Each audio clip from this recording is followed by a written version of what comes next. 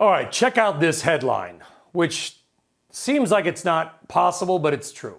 General Motors issuing a warning about an hour ago for some of its Bolt electric cars, saying, Guy Adami, that owners should not leave their electric vehicle charging unattended overnight, which is pretty much when you charge them, or park the car inside. So GM effectively saying if you own a Bolt, if you're one of the 15 people that bought one, you should stand outside all night and safeguard your car while you charge. I mean, come on.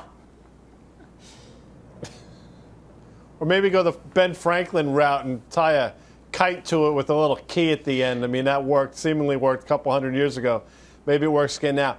Listen, it's not a reason to sell the stock, which is what we're getting to here. I mean, we can wax poetic about how ridiculous that is. But, you know, Tim has talked about this, as has Karen. I mean, this comes down to a valuation play. GM reports, I believe, on August 4th.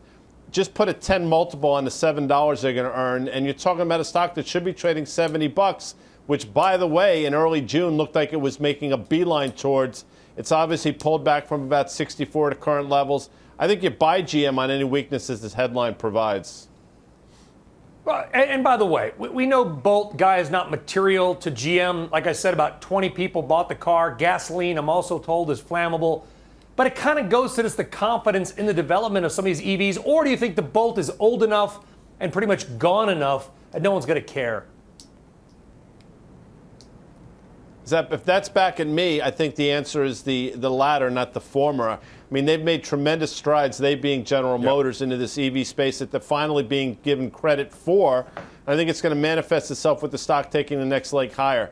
You know, again, Tim and Karen have talked about it. I've been talking about it now for the last few months as well. You know, I think GM and Ford, by the way, are both mispriced given current market conditions. Likes them both. And if GM can get over the Pontiac Aztek, remember that? If they can get through that, they can get through anything.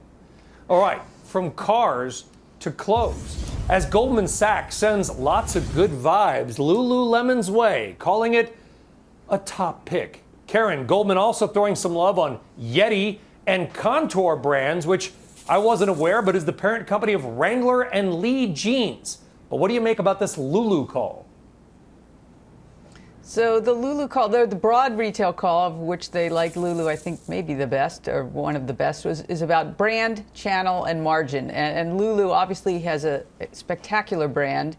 During the pandemic, they upped their game. They already had a decent e-commerce game, but they upped that. And their margins are great. I mean, they have premium priced product, and they are able to keep that premium price. The stuff's really expensive, but it is clearly better. It's great. And then Goldman sees additional growth in men's, international, and footwear.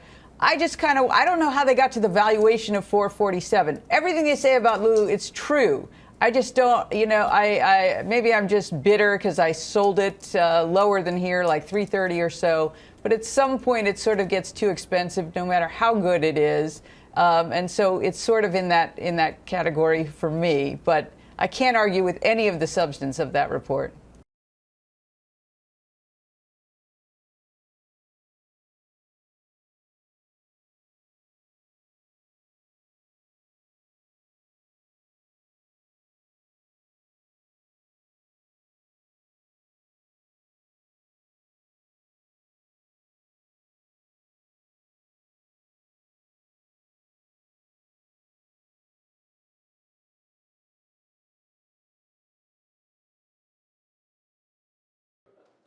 Shepard Smith here. Thanks for watching CNBC on YouTube.